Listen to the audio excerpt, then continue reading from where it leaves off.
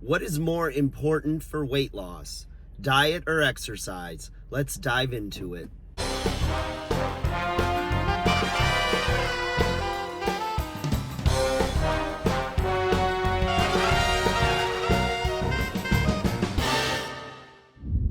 Hey guys, welcome back to 5nothing100nothing.com. I am Fuggit, and that stands for Fittest Underdog Guru Using Intelligent Tactics. Guys, I apologize in advance for my froggy throat.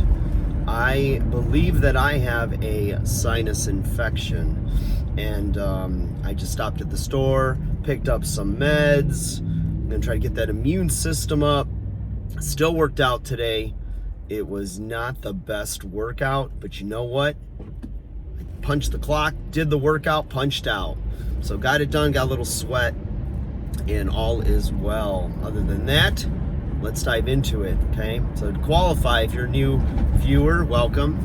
And I feel very qualified to speak on the diet versus exercise question when it comes to weight loss.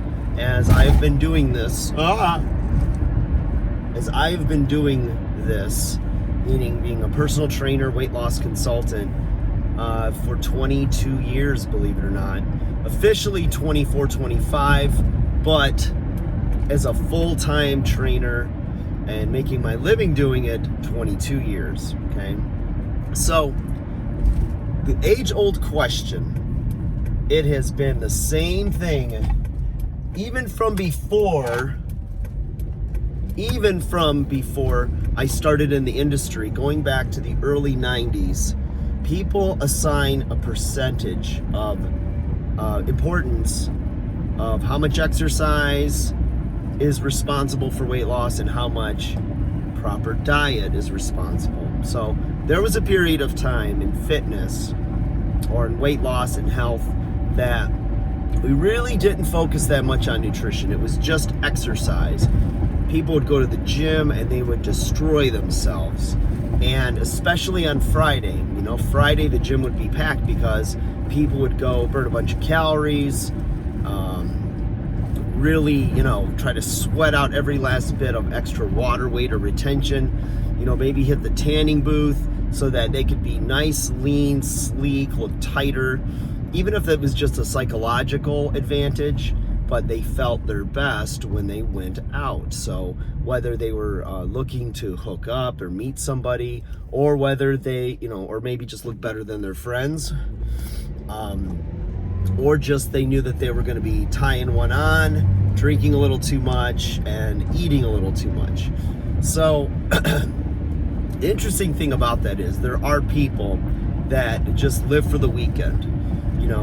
They work their jobs, they get in the gym every day, they just want to see like a 300 to 500 calorie burn, whether that means a combination of lifting some weights, doing the elliptical, whatever it is, and they'll tell you point blank, they know their body is not going to improve because of their dietary and lifestyle habits. So they exercise so that they can potentially just maintain where they're at right now. They don't necessarily look their best, but the key here is that they own it. They're not frustrated. They're not wondering, whoa, what's not working? Why am I not losing weight? Why am I not looking better? They own it. They get it, and they're participating in their own health and in their own decisions on the level that they're comfortable with. So you can't fault them for living the lifestyle they want and exercising in a way to offset some of that so that they don't experience any more weight gain or potential health problems. So it's their right to do it. So at least they own it. That's what I say. But what's interesting is that even to this day, I still hear people, trainers especially, assigning percentages to what's important. Like, oh, it's 80% diet, 20% exercise, or it's 70% diet, or it's 100% diet, or it's 50-50, or it takes 100 both. And the truth of the matter is, you could easily never step foot in a gym, never get exercise in, and lose a lot of body fat and lose it very rapidly. And the reason is that it comes down to a calorie deficit. If you're eating less than you're burning in a day, then you're going to lose weight. Now, is there an exact formula for it? No. There's a lot of factors that go into it. But ultimately, if you're showing a calorie deficit, meaning you're eating less calories than and burning more, you're going to lose weight. And the thing is that everybody is a little bit different. Everybody has a different starting point. Okay, so if somebody has 50 pounds to lose, when they show calorie deficit, they're going to probably lose weight faster. The more weight you have to lose, the faster you're going to lose it. So some people can exercise and not change their diet at all because they're really not eating that much more above their maintenance. Okay, it was the exercise now, all things being equal with diet, that is the game changer for them, and they start to lose weight. Eventually you will hit a plateau. With any system you're doing, the body is brilliant and it will adapt because it thinks that homeostasis, or better said, right where you're at right now, is normal. So if you're 5% body fat and it really doesn't take anything different than what you've been doing to maintain it, then your body will fight to stay somewhere around that 5% mark. If you're 25 pounds overweight and you're starting to make some changes, and then you go back to whatever normal is, your body is still going to fight to stay right at that 25%. So, the body adapts and it's trying to survive. It doesn't know that it needs to transform, it needs to lose body fat. It just wants to maintain whatever it is that you've been doing to it over the course of the last 6 months, 6 years, whatever it is. But the thing is, I really don't like the percentage thing. I think that, you have to first know yourself. You have to have some self-awareness, looking at your body. What is it that you want to achieve? Is it necessarily a cosmetic goal, meaning what your body looks like, what you weigh? Like somebody who just wants to lose weight so that they can go and do a physical to get a life insurance policy, wants a better rate, so they want to lose weight. Somebody who wants to have a knee replacement, the doctor might look at them and say, okay, well, you need to lose 30 pounds and then I'll do the surgery, because if you don't lose this extra weight, when you get a new knee, it's really not going to help you all that much. And or if you have hip or knee pain, but yet maybe you're too young for a knee or hip replacement, then losing the weight alone is going to lessen the pain on the joint, because if you're, stepping repetitively all day, walking, going upstairs, sitting down, getting up, and you've got less total weight on your joints, on your body, your joints are going to get a little bit of relief. So you got to look at it as exercise is going to burn a few hundred calories, depending on the intensity and the duration, how long you do an exercise and the type of exercise you do. It's going to vary a little bit. People get too caught up in exactly what they should do, and a good program that's well designed and fits into your lifestyle and everything, and it's exercise you enjoy doing, is nice. If you have a personal trainer, or if you're well read, with exercise magazines or books, there's all kinds of different programs, and they all produce some kind of a result. But don't get too caught up in exactly what you're doing, more than you just need to stay consistent. You need to be in the gym more days than not. I've said it before, when people ask me how many days a week they should work out, I said plan to work out every single day, 7 days a week.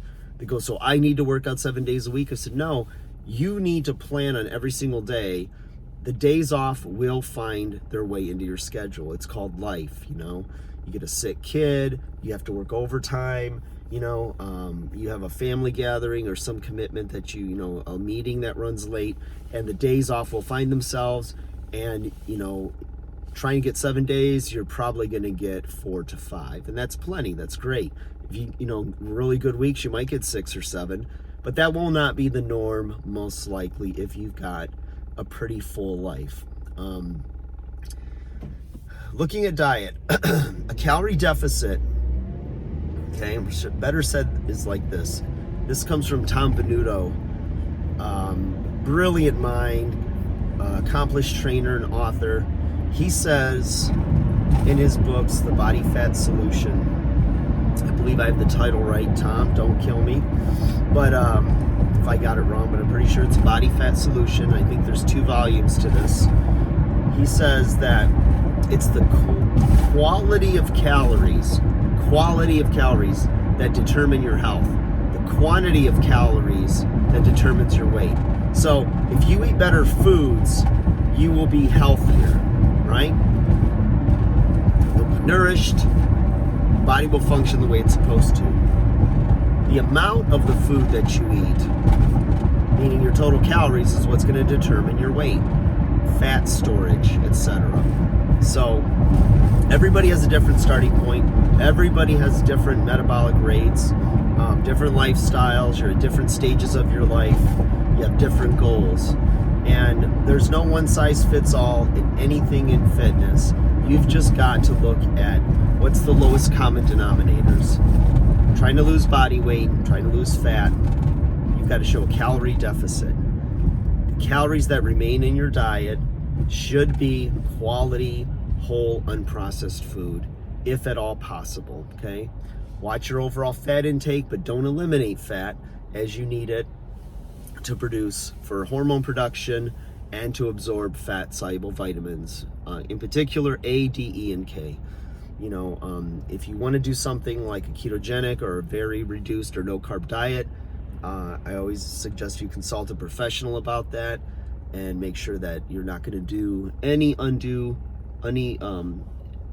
you're not going to create any health problems. Tongue-tied. And, you know, you've got to look at things like the hidden calories, like the salad dressings. You know, when you add cheese to a meal, when you consume tea or coffee, do you add a lot of sugar, a lot of cream that's going to add calories? You know, are you a social drinker? Do you, binge drink on the weekends? And, you know, during the week you might have a glass of wine with dinner. You know, all of that adds up. You start eliminating those alcohol calories and you're going to see some big results, especially if you're a guy. You eliminate the beers you're drinking at night. If you're a 2, 3, 4 beer a night guy, you take that out of your diet and all of a sudden that weight starts coming right off the middle. All that bloat starts to fall off your body. Your face looks tighter, more chiseled. Your skin gets better. Alcohol serves no purpose. I don't want to hear the idea of red wine for heart health and all this stuff. You can get resveratrol from grapes or even in a supplement form without the empty calories of alcohol, which basically just destroys your liver, destroys brain cells. I haven't touched this stuff in a year and a half now, and I have no desire to touch it again. It's just not a good look on me. So staying sharp as a tack, getting stuff done. But anyways, you do you, no judgment. I just know for me what is the best course of action. And as far as assigning percentages, consider everything that I've just told you from the previous 12-15 minutes. And